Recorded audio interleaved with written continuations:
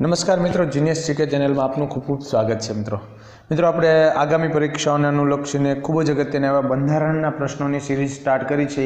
એમાં આ પાર્ટ 3 છે। મિત્રો આ અગાઉ આપણે પાર્ટ 1 ને 2 અપલોડ કરી ચૂક્યા છીએ, તો એ હજી સુધી ના જોયા હોય તો એની લિંક ડિસ્ક્રિપ્શનમાં મેં આપેલી છે, ત્યાંથી આપ જોઈ લેજો। અને હા, એનું પ્લેલિસ્ટ પણ આપણે બંધારણનું બનાવેલું છે, તો ત્યાંથી પણ જોઈ શકશો। મિત્રો આજે આપણે સ્ટાર્ટ કરીએ બંધારણ પાર્ટ 3। મિત્રો પાર્ટ 2 માં મેં લાસ્ટમાં એક ક્વેશ્ચન મૂક્યો હતો, બરાબર? એની પહેલાં ચર્ચા કરી લઈએ। બંધારણીય રીતે પ્રધાન તેમના સચિવ દ્વારા લેવાયેલા પગલાં માટે જવાબદાર હોય છે। આ વિધાન કોનું છે? બરાબર, ઘણા લોકોએ મને આન્સર આપ્યા છે મિત્રો, બરાબર? તો મિત્રો એનો સાચો આન્સર છે ચાગલા પંચ। ચાગલા પંચે આ વિધાન કરેલું છે, બરાબર? તો જે લોકોએ આન્સર આપ્યો છે એ લોકોને ખૂબ ખૂબ અભિનંદન। આજની વાત કરીએ મિત્રો, તો બંધારણના કયા અનુચ્છેદ મુજબ એટર્ની જનરલની નિમણૂક થાય છે? અનુચ્છેદ 76, 80, 124 કે 29, બરાબર? આ ચારેય અનુચ્છેદ આગળ જે પરીક્ષા લેવાય ગઈ એમાં પૂછાયેલા છે। તો મિત્રો અનુચ્છેદ 76 મુજબ આપણે એટર્ની જનરલની નિમણૂક થાય છે। બધા અનુચ્છેદની વાત કરીએ તો આપણે વાત કરી કે એટર્ની જનરલની નિમણૂક અનુચ્છેદ 76 મુજબ થાય છે, બરાબર? અનુચ્છેદ 76 ની બાજુમાં જ એમ કહેવું કે 80 છે એ રાજ્યસભાની રચના સાથે સંકળાયેલો અનુચ્છેદ છે। 124 સુપ્રીમ કોર્ટ, સર્વોચ્ચ અદાલત કે ઉચ્ચ આપણે સર્વોચ્ચ જે કહેવાય એ અદાલતોની રચના સાથે કે એની સ્થાપના સાથે સંકળાયેલો છે। અનુચ્છેદ 29 રાજ્યમાં લઘુમતીઓના હિતોનું રક્ષણ માટે સંકળાયેલો છે। તો ખાસ યાદ રાખજો, એટર્ની જનરલ, જેને આપણે ભારત સરકારના કાયદા અધિકારી તરીકે પણ ઓળખીએ છીએ, જે ભારતની કોઈ પણ અદાલતમાં સુનાવણી કરી શકે છે, બરાબર?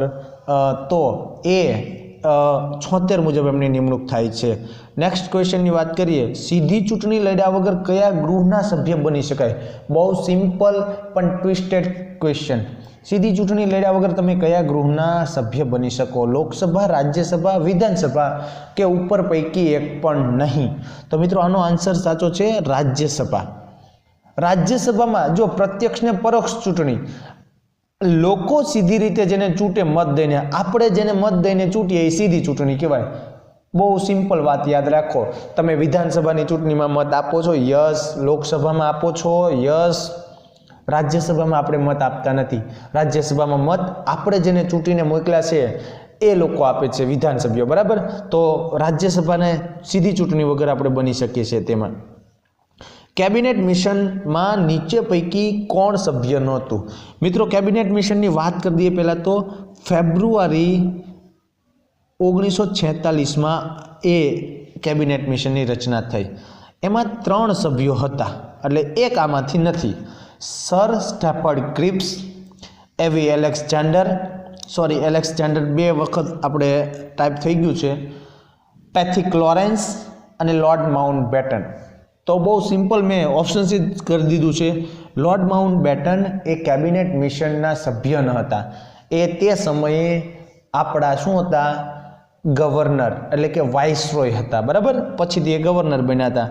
ફેબ્રુઆરીમાં આપણે જે કેબિનેટ મિશન આવ્યું હતું કે જે ભારતની સ્વતંત્રતા અને બંધારણ સભાના આ બધું વાત કરવાની હતી, તો એ કેબિનેટ મિશનના 3 સભ્યો હતા, સ્ટેફર્ડ ક્રિપ્સ, એવી એલેક્ઝાન્ડર ને પેથિક લોરેન્સ।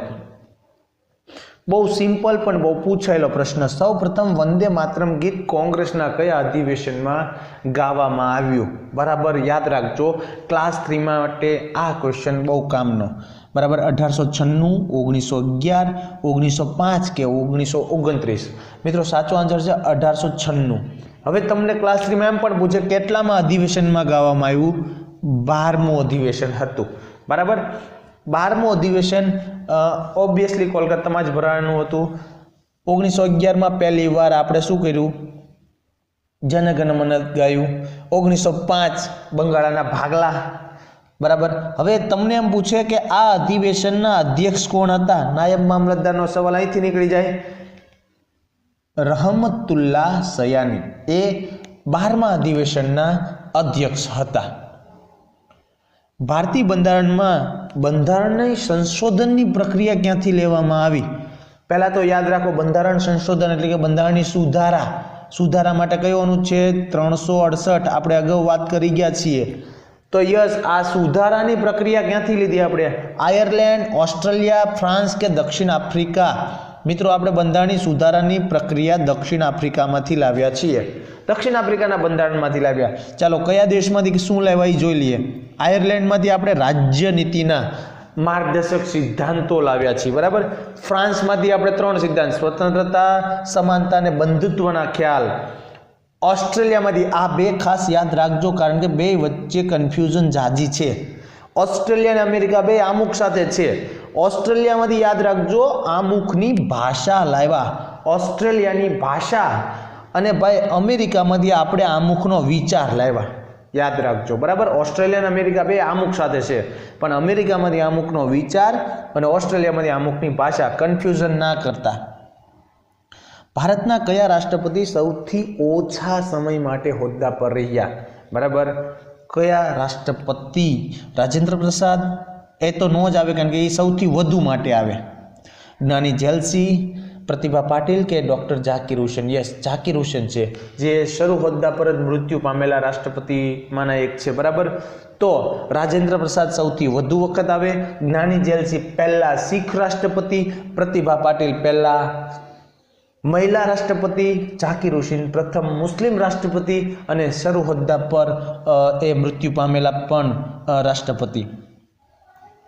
भारतनी कामचलाऊ सरकार में जो अहींया कन्फ्यूजन खूब रहेशे, कारण के कामचलाऊ सरकार 1946 में करीने पछी आपणे जे बंधारण सभा हस्तकनी सरकार करी, बंनेमां मंत्री पद में मोटा भागे डिफरंट पड़ी जाय छे घणा, बराबर। तो अहींया मैं तमने कामचलाऊ सरकार में शिक्षा मंत्री तरीके कोणे फरज बजावी थी? जवाहरलाल नेहरू, वल्लभभाई पटेल, बलदेवसिंह के सी राजगोपालाचारी? सी राजगोपालाचारी शिक्षण मंत्री हता। बधा मंत्रीओनी वात कर लीए, खूब काम में लागशे। कामचलाऊ मंत्री में पहला तो जवाहरलाल नेहरू, बराबर, थोड़ी टाइप मिस्टेक त्यां पण छे। जवाहरलाल नेहरू शुं छे तो भाई प्रधानमंत्री हता, साथे विदेश मंत्री पण हता। वल्लभभाई पटेल बीजा नंबरना व्यक्ति, बराबर, एमने गृह सूचना अने प्रसारण खातुं आपवामां आव्युं हतुं। बलदेवसिंह जे समये रक्षा मंत्री हता आपड़ा। सी राजगोपालाचार्य अगाऊ जोई गया, शिक्षा मंत्री हता। जगजीवन राज खास याद रखजो, श्रम विभाग मंत्रालय, अने नाणां मंत्रालय हतुं लियाकत अली खान, बराबर। आमाना मोटा भागना मंत्रालयो जे आपणे आजादी पछीनी सरकारमां चेन्ज थई जशे, એટલે ई बेय रीते तमारे करवा पड़शे। आ मैं कामचलाऊ सरकारनी वात करी छे। मने विश्वास है कि गृह तेना पर सम्मत नहीं थाय कि आपणे एक हाथी जेवुं विशाळ बंधारण बनाव्युं छे। आ शब्दों कोना छे? पहला तो आ शब्दों साचा छे, कारण के विश्वनुं सौथी मोटुं लिखित बंधारण भारतनुं छे, बराबर। अने आ बंधारणनी ज्यारे चर्चा थी पछीथी त्यारे आ शब्दों बोलायेला छे जवाहरलाल नेहरूना छे, एच.वी. कामत, कन्हैयालाल मुंशी के डॉक्टर आंबेडकरना छे। तो मित्रों आ छे एच.वी. कामतना शब्दों छे, जेने ए पोते बंधारणना सभाना एक सभ्य हता अने एमणे आ आपणा बंधारणनी विशाळताना ध्यानमां लईने आ शब्दों बोलायेला छे, बराबर। बंधारण सभामां सौथी वधु सभ्यो धरावतुं देशी रजवाडुं कयुं? बंधारण सभा में देशी रजवाड़ाओना सभ्यो हता, एमांथी सौथी वधु मैसूर, भावनगर, अजमेर के राजपीपळा। घणा लोको भावनगर टीक करी नाखशे कदाच, पण ए नहीं। शुं काम? कारण के भावनगर पहली वार वल्लभभाई पटेलने आप्युं हतुं, बराबर। सौथी वधु जे छे ए छे मैसूरना छे, अने मैसूरना 7 सभ्योनी निमणूक देशी रजवाड़ामांथी थई हती, बराबर। એટલે मैसूरना सौथी वधु 7। जो तमने राज्य पूछे तो संयुक्त प्रांत हतो, अत्यारनो उत्तर प्रदेश, बराबर। एना सौथी वधु सभ्यो त्यारे हता। बंधारण सभानी संघ शक्तिना अध्यक्ष कोण हता? सरदार पटेल, आंबेडकर, जे.बी. कृपलानी के जवाहरलाल नेहरू? जो आ पण प्रश्न खूब पूछायेला छे, बराबर। क्लास 3 में तो स्पेशल जवाहरलाल नेहरू एना अध्यक्ष हता।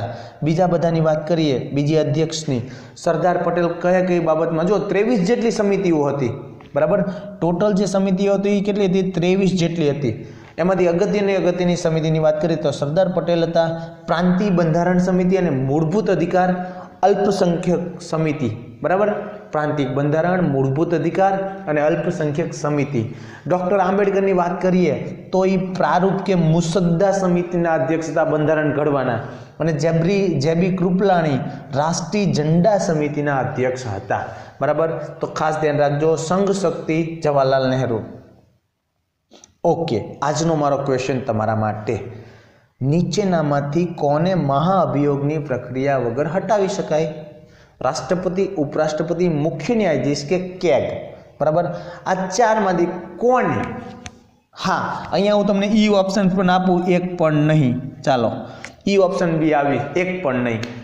બરાબર, રાષ્ટ્રપતિ, ઉપરાષ્ટ્રપતિ, મુખ્ય ન્યાયાધીશ કે કોને મહાઅભિયોગની પ્રક્રિયા વગર હટાવી શકો તમે? આનો જવાબ તમે ખાસ મિત્રો કમેન્ટમાં આપજો, તમારા સજેશન પણ આપજો. અહીંયા જ મારા બંધારણના બંને વિડીયોની લિંક પણ મૂકી દઉં છું મિત્રો. બરાબર ને? હા, હજી સુધી તમે સબસ્ક્રાઇબ નથી કર્યું તો કરી લેજો અને તમારા મિત્રોને પણ સબસ્ક્રાઇબ કરાવજો. આ પ્રશ્નનો જવાબ આપણે બહુ જ જલ્દી પાર્ટ 4 માં આપીશ. ત્યાં સુધી મળીએ મિત્રો, આવજો.